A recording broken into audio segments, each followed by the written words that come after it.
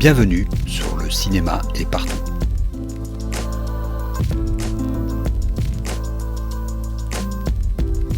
Un podcast sur l'industrie du cinéma et ses évolutions.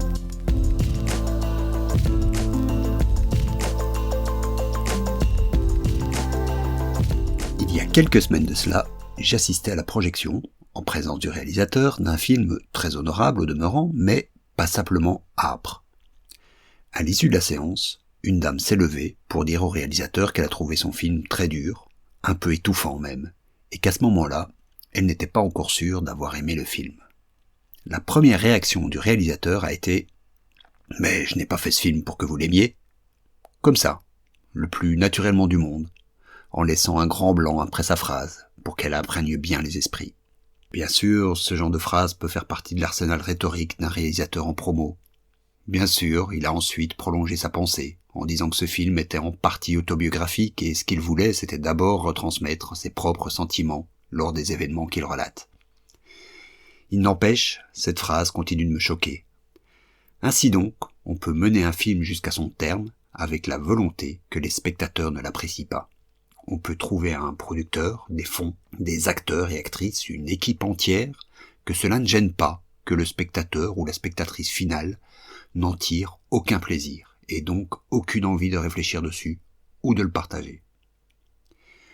Quitte bien sûr à miser sur un masochisme intrinsèque au spectateur de cinéma, cette position est absolument intenable. Et on peut, légitimement, se demander d'où vient le fait qu'une telle position soit possible. Parce qu'il faut bien le dire, à ma connaissance, seul le cinéma se permet un tel mépris de la réception publique, et donc commerciale de ses produits. Imagine-t-on même le plus revendicatif des ouvriers d'une entreprise ne pas se soucier des ventes de ce qu'il a produit? Même le plus puéril des groupes de musique ou l'écrivain le plus reclus espère que ses albums, ses concerts, ses romans seront écoutés et lus. Tout simplement parce qu'un insuccès amenuise ses chances de produire encore. Pas un cinéaste. Dans le cinéma, et singulièrement dans le cinéma dit de création, des carrières entières peuvent se faire sans qu'un seul film ne soit rentable. C'est valable pour les cinéastes, mais aussi pour les chefs opérateurs, les ingé-sons et beaucoup d'autres métiers. C'est que, pour retourner une maxime célèbre, le cinéma est une industrie, et par ailleurs, c'est aussi un art. On en a déjà parlé dans une chronique précédente, les artistes se croient toujours être à l'avant-garde sans se rendre compte de leur statut de prolétaire. C'est exactement ça leur problème. Pendant qu'ils et elles se drapent dans leur statut d'artiste à faire des films non rentables pour lesquels ils ne toucheront donc que leur salaire, leur minimum garanti sur les droits d'auteur et quelques miettes, une industrie prospère. Celle de la production audiovisuelle, dont on a déjà vu qu'elle tire le maximum de ses revenus de la production en elle-même. Et donc oui, on peut, sans se choquer, laisser des auteurs continuer à dire qu'ils font des films contre les spectateurs. Après tout, pourquoi pas? L'industrie continue à tourner. Sauf pour le reste de la chaîne, les distributeurs, les exploitants de salles, etc.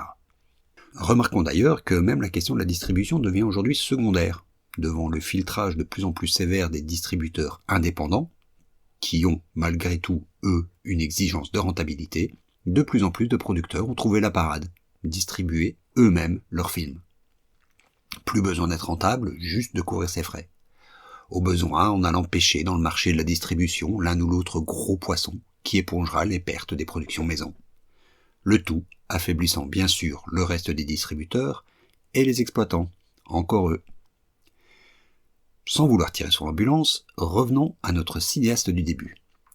Il y a quelques jours à peine, je tombais sur une de ses publications, qui enjoignait les spectateurs à aller voir son film en salle, et remercier au passage les assez rares, il faut bien le dire, spectateurs qui y ont été, en ajoutant que c'était là la seule forme naturelle, entendez valable, de voir son film.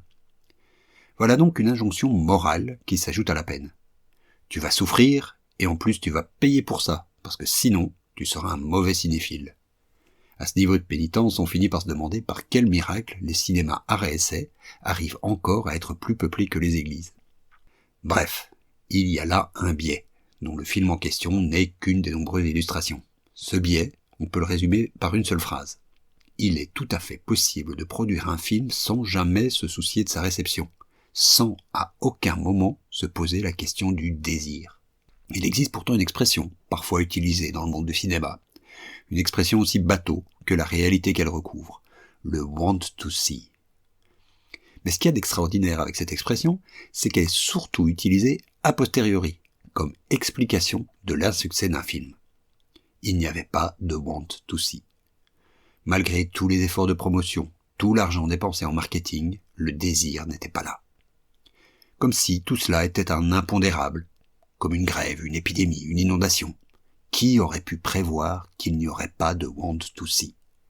Voilà bien la clé ultime du problème. Quand une industrie en arrive à ne se poser la question du désir qu'à la fin du cycle de création d'un produit aussi onéreux qu'un film, elle devrait se poser des questions sur son mode de fonctionnement. Réintroduire des questions aussi essentielles que « pour qui est ce film ? Y a-t-il un public qui désire le voir ?»